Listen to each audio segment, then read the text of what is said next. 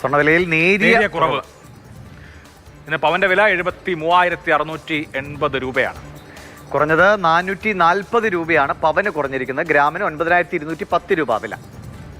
പവന് 55 രൂപയാണ് ഇന്ന് കുറഞ്ഞിരിക്കുന്നത് ഗ്രാമിന്.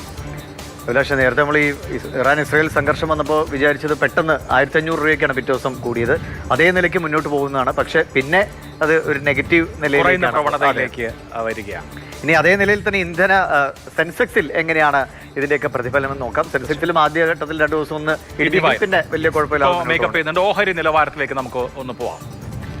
ഇന്നത്തെ ഓഹരി സൂചിക സെൻസെക്സ് 82,036 എന്ന പോയിന്റിലാണ് ഇപ്പോൾ വ്യാപാരം പുരോഗമിക്കുന്നത്. 680 പോയിന്റ് വരെ ഉയർന്നാണ് വ്യാപാരം മുന്നോട്ട്. ബോംബെ സ്റ്റോക്ക് എക്സ്ചേഞ്ച് ആണ്. നിഫ്റ്റി 25,003 എന്ന നമ്പറിലാണ് നാഷണൽ സ്റ്റോക്ക് എക്സ്ചേഞ്ച്.